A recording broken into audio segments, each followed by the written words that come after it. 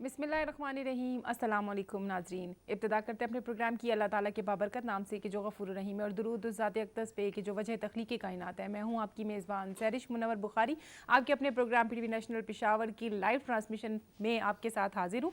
और जिस तरह कि आपको पता है फ्राइडे का दिन है जी, जुम्मे का बाबरकत दिन। और इस दिन का जो अगर आप बात करते हैं, हम तो ये बात करते हैं कि सेहत के हवाले से ये दिन हमने अपना मखसूस किया हुआ है। आपकी सेहत पे हमारा फोकस है और हमारी कोशिश है कि जो कॉमन इशूज़ हैं हम उन पे बात करें। और उस बात के लिए हमें ये भी चाहिए कि हम कोई एक ऐसा बंदा लेके आए कि जिसकी बात में ऑथेंटिसिटी और जिसको सुन के आपको ये भी फ़ायदा हो कि आपको साथ साथ अपनी बीमारियों का, अपने मसाइल का हल भी मिलता रहे।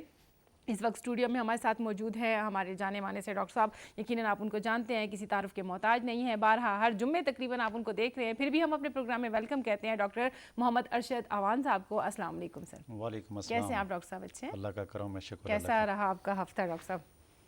बस अल्लाह के करम के साथ हो और अल्लाह के फजल के साथ बड़ा अच्छा रहा माशाल्लाह। और मुसरफियात के साथ ही ज़िंदगी गुजरती है जी शुक्र अल्हम्दुलिल्लाह। बंदे को मसरूफ़ ही रहना चाहिए डॉक्टर साहब। जब ऐसा बंदा ही है। मसरूफ़ नहीं रहता फिर करने को कुछ भी नहीं होता, तो लाइफ बड़ी ऐसी खाली खाली सी लगती है। ऐसा आज ही का है। जो टॉपिक है डॉक्टर साहब, बड़ा खूबसूरत टॉपिक आप लेके आए। बड़ा कॉमन सा इशू है, और ऐसा कॉमन ही है। इशू इसलिए भी कहूँगी कि इस मौसम में जैसे ही मौसम चेंज होता है तो ज़्यादातर लोगों को ये मसाइल होते हैं कि नाक का बंद होना, सांस का ख़राब होना, और जाहिर सी बात है मौसम के चेंज होने से ये चीज़ें साथ साथ चल साथ रही साथ होती बढ़ती है। रहती तो हैं। ऐसा ही आज है। आप जो टॉपिक लेके आए हैं ज़रा हमारे व्यूवर्स को बताइएगा क्या टॉपिक है। आज का जो हमारा टॉपिक है वो साइनोसाइटिस के हवाले से है। सही है। और साइनोसाइटिस के हवाले से अगर मैं अपने नजरीन को बताना चाहूँ तो सबसे पहले साइनस को समझने की ज़रूरत होती जी। है। अभी मुख्तलिफ़ जगहों में साइनस होती हैं नाक के इर्द गिर्द। एक तो फ्रंटल एरिया में होती है, इसको फ्रंटल साइनस कहते हैं। एथमाइड साइनस इस जगह को कहते हैं। सिफनाइड साइनस आंखों के पीछे और नाक के इर्द गिर्द के इलाके में। और मिक्सिलरी साइनस जो होती हैं ये चीक के इर्द गिर्द इलाके में जो साइनस होती हैं, इनमें अगर कोई मसाइल पैदा हो जाता है, यह वाकई नालियाँ होती हैं बेसिकली, लेकिन जब इनके अंदर कोई सोजश या कोई इन्फेक्शन पैदा हो जाता है, वो बैक्टीरियल हो या कोई भी इन्फेक्शन हो, तो उसकी वजह से ये वाकई नालियाँ जो हैं ये बंद हो जाती हैं। इनमें म्यूकस आ जाता है और उसकी वजह से फिर चेहरे के इर्द गिर्द और इस इलाके में शदीद तकलीफ़ होती है, दर्द होता है और सांस की तकलीफ़ें होना शुरू हो जाती हैं। तो यही साइनोसाइटिस है कि साइनस के अंदर कोई सोजश या कोई इन्फेक्शन पैदा हो जाए तो इसी को साइनोसाइटिस कहते हैं। सही डॉक्टर साहब, आपने बड़ा अच्छा बता दिया। जाहिर सी बात है लोगों को इतना पता नहीं होता। लोगों को तो हम तो कॉमन सी बात ही करते कि फ्लू हो गया है, ज़ुकाम है, ऐसा ज़ुकाम ही है। बंद हो गया है, ज़ुकाम मतलब हमें फ़ील हो रहा है कि हमें ज़ुकाम हो रहा है, लेकिन क्योंकि हमें मतलब ज़ुकाम रनी नहीं है तो इसकी वजह से हम परेशान हैं। लोग इस चीज़ को इसी तरह वो जो है डील करते हैं, उनको इतना नहीं पता होता कि साइनोसाइटिस बेसिकली चीज़ क्या है। चीज़ क्या है, इसी तरह ही ये है। बहुत अच्छा आपने बता दिया। अब ये बताइएगा कि इसकी अलामात क्या हैं, कैसे पता चलेगा कि हमें जो तकलीफ़ है वो क्या है? हाँ, साइनोसाइटिस एक ऐसी बीमारी है कि जो इंतहाई तंग करने वाली बीमारी है। जिस तरह कि हमने पिछले प्रोग्राम में सर दर्द के हवाले से प्रोग्राम बनाया था तो उसमें ज़िक्र हुआ था कि साइनोसाइटिस की वजह से सर दर्द होता है। तो साइनोसाइटिस की वजह से सर दर्द की बड़ी शिद्दत होती है, और जिन मरीज़ों को साइनोसाइटिस की वजह से, आज भी मैंने काफ़ी मरीज़ देखे, किसी ने बताया कि दाएँ आँख के ऊपर दर्द है, किसी ने बताया बाएँ आँख के ऊपर दर्द रहता है और साइनोसाइटिस की वजह से रहता है। इसके मरीज़ बहुत मिलते हैं। तो साइनोसाइटिस जब जहाँ जिस एरिया की साइनस बंद होंगी उसी एरिया में आपको प्रॉब्लम होगी। साइनस जब नाक बंद हो जाता है तो उसके साथ ये होता है कि अक्सर मरीज़ों को पीछे गले की तरफ कीड़ा गिरना शुरू हो जाता है, बलगम वगैरह। जैसे ही म्यूकस खारिज होता है और नीचे पीछे गले में गिरता है, और रात को जब मरीज़ लेटा होता है या नींद की हालत में होता है तो बलगम गले में गिरने से उसकी नींद भी डिस्टर्ब होती है और बार बार उसको मरीज़ को गला भी साफ़ करना पड़ता है। इसी तरीके से साइनस के बहुत सारे ऐसे मरीज़ होते हैं कि जिनकी नाक बहती रहती है, और ऐसे मरीज़ भी मैंने देखे हैं कि जिनको साल के 12 महीने नाक बहती रहती है, क्योंकि उनको साइनस की प्रॉब्लम होती है, उनको साइनोसाइटिस का मसला होता है। और इसी तरीके से बहुत सारे ऐसे मरीज़ होते हैं कि जिनकी नाक सारी रात बंद रहती है, जिसकी वजह से बहुत सारे ऐसे मरीज़ होते हैं कि सारी रात वो खराटे भी लेते रहते हैं, और उनके रूम में अगर कोई सोया हुआ होता है तो उस खराटों की वजह से सो भी नहीं सकता है, और वो मरीज़ ख़ुद भी बजाते ख़ुद भी काफ़ी हद तक डिस्टर्ब होता है। तो साइनोसाइटिस की अपनी जगह पर बहुत सी अलामात हैं नाक के हवाले से, और नाक के बहने के हवाले से, नाक के बंद होने से लेकर नाक की बहुत सारी कंडीशन ऐसी होती है जिसमें सांस लेने में भी काफ़ी तकलीफ़ हो जाती है और नाक के बहुत सारे मसाइल पैदा हो जाते हैं। तो साइनस की यही मोटी मोटी अलामात, इसके अलावा टेम्परेचर भी हो सकता है एक्यूट साइनस में, और बाकी बॉडी में दर्दें भी हो सकती हैं जो एक्यूट साइनस होता है। क्रॉनिक में फिर ये मसाइल कम हो जाते हैं। अच्छा डॉक्टर साहब, बहुत से लोग होते हैं जिनको बड़ा कॉमन से इश्यूज होते हैं, जैसे छींके सुबह सुबह उठना और हवा लग जाना, या मुंह धो लेना तो छींके बहुत ज़्यादा आना, या कुछ ऐसे मौसम और सीजन्स भी होते हैं कि जिसमें इस तरह के मरीज़ बहुत ज़्यादा इफ़ेक्ट होते हैं। कभी ऐसा भी होता है, जैसे मुझे खुद पर्सनली ये मसला और बहुत ज़्यादा है, तो मुझे जो है एलर्जी बहुत ज़्यादा जो होती है मिसाले से, या घर में सफाई हो रही हो तो उससे मुझे ये बहुत होता है, और कंटिन्यूसली छींकें ऐसी आती है कि 100 और 150 फिर बंदे की आंखों से भी पानी और नाक से, ये बड़ा एक मुश्किल मरहला है। तो मैं ज़रा ये भी चाहूँगी कि आप ये भी बताएं कि इसकी वजूहात, बेसिकली वजूहात क्या है कि किसकी वजह से ये मसाइल जो है तो वो जन्म लेते हैं। आया वालिदैन की तरफ से जेनेरिक होते हैं या नहीं, आपको भी हो सकता है, और ये क्या क्या इशू है? हाँ देखें, जिस तरह आपने बताया कि बहुत सारे ऐसे मरीज़ होते हैं कि जब वो बाहर निकलते हैं, घर से बाहर निकलते हैं, तो बाहर की डस्ट और आलूदगी की वजह से उनको एक एलर्जी पैदा होती है, जिसकी वजह से उनको साइनसाइटिस की तकलीफ़ ऑलरेडी पहले से हो रही होती है, लेकिन उससे उसको छींकें वगैरह या नज़ला ज़ुकाम आना शुरू हो जाता है। इसी तरह जब फोग होती है, धुंध होती है, तो धुंध के मौसम में भी बहुत सारे लोगों को उसकी एलर्जी होती है, उसकी वजह से भी ये मसाइल होते हैं। इसके अलावा बैक्टीरियल इन्फेक्शन होते हैं और वायरल इन्फेक्शन होते हैं। जैसे कि अभी मौसम चेंज हो जाता है और जैसे ही लोग बहुत सारे बाहर निकलते हैं, बाहर बाज़ारों में जाते हैं या कहीं भी, तो उनको वायरल इन्फेक्शन जब होता है, तो जब उनको नज़ला ज़ुकाम हो जाता है तो देखते ही देखते उनके पूरे घर में और सारे मोहल्ले में, सारे हर जगह पर नज़ला ज़ुकाम जो है इफेक्ट होना शुरू हो जाता है। इसके अलावा नाक के अंदर बहुत सारे मसाइल ऐसे, जिस तरह के नाक की हड्डी अक्सर लोगों की टेढ़ी होती है, जिसकी वजह से उनको ये मसाइल होते हैं। और नाक के अंदर पोलिप्स बन जाते हैं, छोटे छोटे पोलिप्स होते हैं, जिसकी वजह से नाक बिल्कुल बंद भी हो जाता है और नाक की एलर्जी जो है वो बढ़ती चली जाती है और उसकी कोई ट्रीटमेंट उनको मिलती नहीं है, और ना मरीज़ को इतनी आगाही होती है, ना उसको पता होता है, जिसकी वजह से ये नाक के मसाइलों की वजह से वो कम्प्लिकेशन में पड़ा रहता है और बहुत सारी मसाइलों में ऐसा मरीज़ जो है वो टाइम गुजारता है। तो अगर ऐसे मरीज़ जिनको नाक के अंदर मसाइल होते हैं या जेनेटिक मसाइल होते हैं, अगर किसी को माँ का मसला था तो उसकी बेटी को भी हो सकता है, लेकिन ओवरऑल जो है ये बैक्टीरियल और वायरल इन्फेक्शन या फंगस के इन्फेक्शन भी इसमें पाए जाते हैं, और उस इन्फेक्शन की वजह से नाक के अंदर जो मसाइल होते हैं और ये हवा की नालियाँ जिसका मैंने जिक्र कर दी है वो बंद हो जाती हैं, और उसकी वजह से नाक के अंदर बहुत सारे मसाइल पैदा होते हैं। इन्हीं मसाइलों की वजह से जिसके साथ जैसे कि छींकें आ गई, आँखों में पानी आना आ गया, नाक बहता रहना, और पूरे चेहरे के अंदर और दांतों के अंदर भी दर्द होता है अक्सर लोगों को साइनस की वजह से।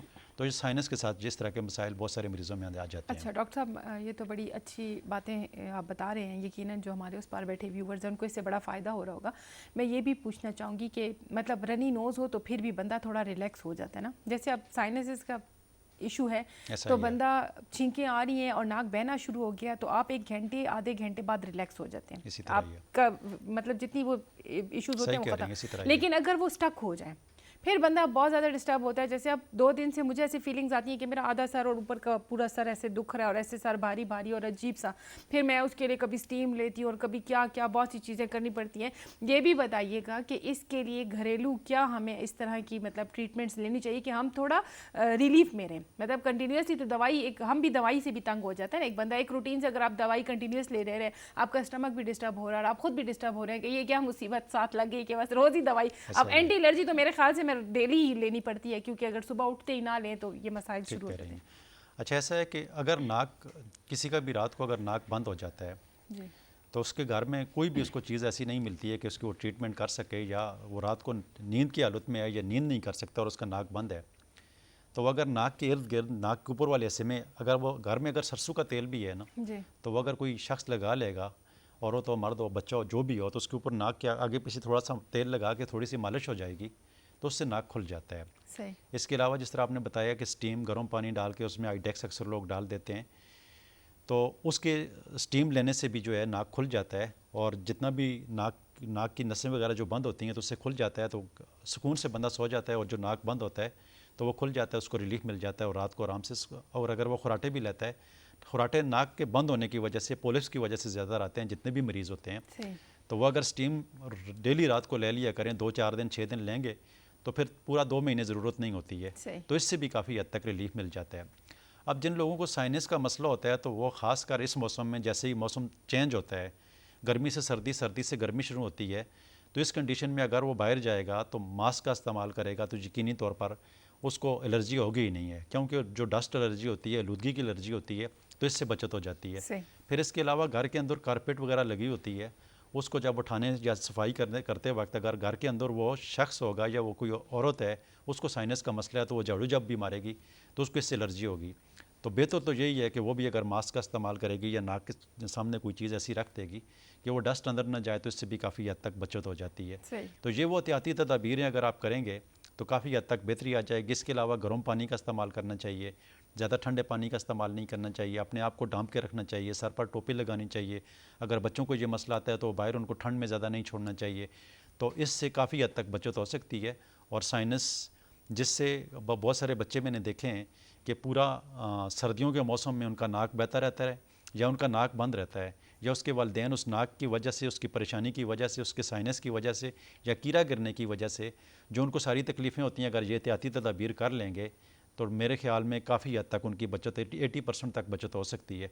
तो कोई भी बीमारी हो तो उसमें थोड़ा सा अगर लाइफस्टाइल आप चेंज कर लेंगे तो यकीनी तौर पर उस बीमारी से आपको बहुत रिलीफ मिल सकता है। बेहतरीन। डॉक्टर साहब, बात तो करे थे हम साइनसिस के बारे में, और साइनसाइटिस जो है बेसिकली हम उसी पे बात करें। बहुत से ऐसे लोग हैं कि जिनको इसका पता भी नहीं होता, उनको लगता है शायद फ्लू है, और फ्लू तो कॉमन सी एक चीज़ है, आपको पता है हर घर में एक बंदे को लगे उससे दूसरे को, ये वायरल इन्फेक्शन है, और लोग उसके लिए कंटिन्यूसली फ्लू की मेडिसिन ले रहे होते हैं और उनको आराम नहीं आ रहा था।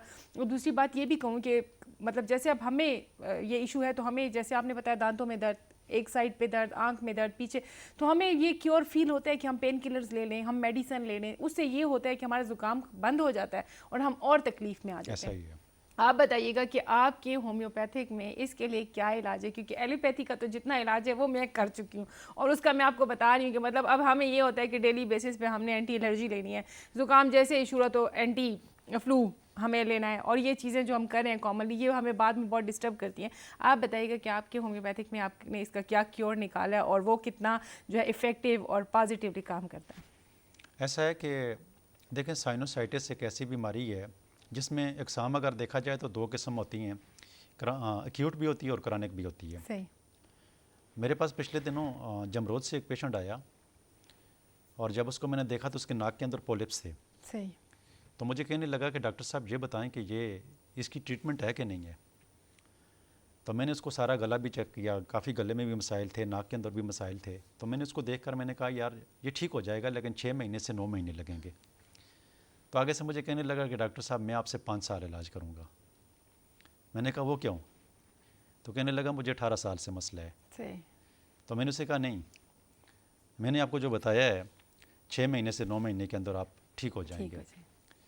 तो एग्जैक्ट 6 महीने गुजरे तो अल्लाह का करना ये हुआ कि उसके वो टांसल जो थे वो भी ठीक हो गए, और नाक के अंदर जो पोलिप्स थे वो भी ठीक हो गए। और आज काफ़ी अर्सा हो गई है कि वो मरीज़ जो बिल्कुल ठीक है और उसको किसी किस्म की कोई प्रॉब्लम नहीं, जिसको 18 साल से प्रॉब्लम आ रही थी। सही। इसका नाम था इशराक। तो इस तरह के बहुत सारे मरीज़ हमें क्लिनिक में मिलते हैं जिनको इस तरह की जो एलर्जी होती है तो वो सालों से हो रही होती है, और क्रॉनिक कंडीशन अख्तियार कर लेते हैं, और फिर रिपीटेडली होते रहते हैं। जैसे मौसम चेंज होता है फिर उनको वो शिद्दत के साथ तकलीफ़ आ जाती है, 2 महीने रही, 4 महीने रही, फिर बहुत सारी दवाइयाँ खाई, फिर उसको रिलीफ मिला।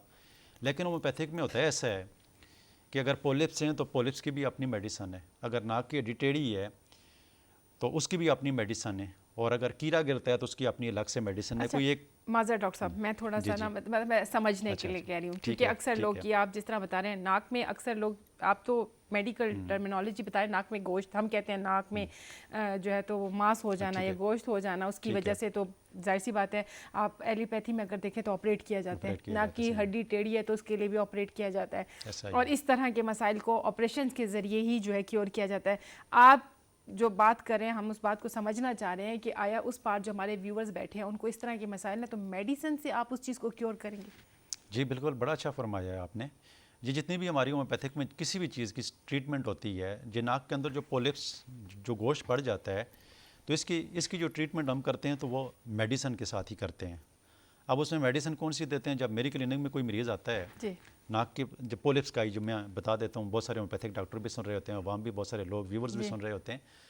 तो अभी इसमें हमारी जो मेडिसिन आती है तो सबसे पहले जो जिस तरह एलोपैथिक में चले जाएँ तो कोई भी एंटीबायोटिक होती है, सही। तो इसी तरीके से एंटीबायोटिक की तरह ही हमारे पास जो मेडिसिन इसकी आती है नाक के एरिया में जो साइनस बंद हो जाती हैं जी, और उसके अंदर जो फ्लूइड होता है उसको ठीक करने के लिए पहली जो डोज़ हमारी दी जाती है वो ट्यूबर होती है। सही। ट्यूबरकुलोनम की 1 mg की एक डोज़ में देता हूँ और वो 20 दिन की एक डोज़ होती है। सही। तो उसके बाद पोलिप्स की जो है 11 फीस बहुत अच्छी मेडिसिन आती है जिसको मैं 200 में हर दूसरे तीसरे दिन इस्तेमाल करवाता हूँ। लिम्ना माइनर एक मेडिसिन आती है, मर्कसाल एक मेडिसिन आती है, ट्यूक्रोम एक मेडिसिन आती है, जो ये 4-5 मेडिसिन है जो नाक के पोलिप्स के अंदर जो बेहतरीन काम करती हैं। और 6 से 9 महीने के अंदर जो मरीज़ मेडिसिन इस्तेमाल करता है तो मैक्सिमम मरीज़ हमारे पास 80-90% 6 से 9 महीने में बिल्कुल ठीक हो जाते हैं। तो अगर आपको नाक का पोलिप्स है तो बिल्कुल आप अपने नज़दीक तरीन होम्योपैथिक डॉक्टर के पास जाकर इलाज कराएं, ना कि खुद आप मेडिसिन ख़रीदना शुरू कर लें, क्योंकि उसके साथ मियाज़मेटिक मेडिसिन भी लगती है। इसी तरह कीड़ा जो गिरता है गले में, तो इसके लिए हमारी एक बड़ी टाप की मेडिसिन है आइड्रेस्टिस 30 में मैं लिखता हूँ, सुबह दोपहर शाम दिन में 3 दफ़ा। तो जो कीड़ा गिरता है तो पहले 20 दिन के अंदर ही उसका जो कीड़ा गिर रहा होता है, क्योंकि म्यूकस अंदर बन रहा होता है, और रात को जैसे ही बंदा लेटता है या किसी महफिल में बैठा हुआ होता है तो उसके गले में खराश शुरू हो जाती है, कीड़ा गिर जाता है, वो बात भी नहीं कर सकता है, बार बार उसको गला साफ़ करना पड़ता है। तो ये वो बीमारियाँ हैं कि जिनका इलाज होम्योपैथिक के अंदर मुमकिन है। इसी तरह नाक की हड्डी जो टेढ़ी हो जाती है तो इसके लिए ओरोमेट हमारी बड़ी टॉप की मेडिसन है, जिसके इस्तेमाल करने से बहुत सारे मरीज़ों की जो है वो हड्डी जो टेढ़ी हुई होती है, और उसकी वजह से अगर टेढ़ी हड्डी ठीक ना हो लेकिन उसकी वजह से जो नाक के अंदर मसाइल पैदा हो जाते हैं वो यकीनी तौर पर ठीक हो जाते हैं, क्योंकि वो छींकें आना शुरू हो जाती हैं। अभी जिस तरह आपने बताया कि बहुत सारे ऐसे मरीज़ हमें मिलते हैं जिनको नाक के अंदर से पानी बहना शुरू हो जाता है, साथ में आंखों के अंदर से भी प्यास बनना शुरू हो जाता है। तो उसमें जो ज़्यादा अच्छी मेडिसिन जो काम करती है, इलियम सिपा के नाम से एक हमारी मेडिसिन आती है, और ये भी बता दूं कि वो प्याज से बनी हुई है। सही। अभी देखिए हमारी पोटेंसी जो है किस तरीके से काम करती है, थोड़ा सा नाजरीन के लिए भी और आपके लिए भी ये समझने वाली चीज़ है कि जब प्याज को कोई काटता है ना जी, तो काटते हुए जब घर में औरतें काट रही होती हैं, जब कोई भी काट रहा होता है तो आंखों से पानी आना शुरू हो जाता है, नाक से। लेकिन जब ये पोटेंसी में बन जाता है तो इसी अलामत को वो ठीक कर देता है, उसके लिए बाइस शफा बन जाता है। क्या बात तो वो आंखों से पानी और नाक से पानी को इलियम सिपा जो है ये बंद कर देती है। क्या बात है। और ये पोटेंसी में जब इस्तेमाल की जाती है तो उसको ठीक कर देती है। बहुत मेहरबानी डॉक्टर साहब, आप आए और यकीनन हम अपने व्यूवर्स को ये भी बताएंगे कि आपको कोई भी मसला हो, आपको चाहिए कि आप डॉक्टर से कंसर्न कर लें अपने तय और अपनी मदद आपके तहत आप कोई भी मेडिकेशन ना करें। यहाँ इस प्रोग्राम का मकसद सिर्फ और सिर्फ आप तक नॉलेज पास ऑन करना है। ये नहीं है कि आप घर बैठे इन दवाइयों का इस्तेमाल शुरू कर दें। हो सकता है कि आपके जो मसाइल हैं वो किसी और वजह से हों और आप इन मेडिसिन को यूज़ करके आपको सेहत भी ना मिल रही और उल्टा आप डिस्टर्ब हो रहे हो कि डॉक्टर साहब ने ऑनलाइन बताया था और मैं ले रहा हूँ और मुझे फ़ायदा नहीं हो रहा। तो इस पे मैं सिर्फ इतना ही कहूँगी कि जब भी आपको कोई कॉम्प्लिकेशन, कोई परेशानी हो, आप डॉक्टर साहब से कंसर्न करें, डायरेक्टली आके इनकी क्लिनिक में इनको चेक करवा के उसके बाद मेडिसिन लें। बहुत शुक्रिया डॉक्टर साहब, आपको बुलाते रहेंगे इंशाअल्लाह, गाय बगाए आपसे मुलाकात होती रहेगी। लेकिन जिस तरह के हमारे प्रोग्राम का टाइम इतना था, आपसे बहुत खूबसूरत गुफ्तगू हुई और यकीनन हमारे नाज़रीन को इससे फ़ायदा भी हुआ होगा। इस खूबसूरत मैसेज के साथ कि अपनी सेहत का बहुत ख्याल रखें, मौसम बदल रहा है, इस मौसम में बहुत ज़्यादा कोशिश करें कि आप बदपरहेज़ी ना करें और सेहतमंद ज़िंदगी गुजारें। इसी मैसेज के साथ मुझे सैरिश मुनव्वर बुखारी को इजाज़त दे, बशर्ते ज़िंदगी फिर मुलाकात होगी, तब तक अल्लाह ने के बाद।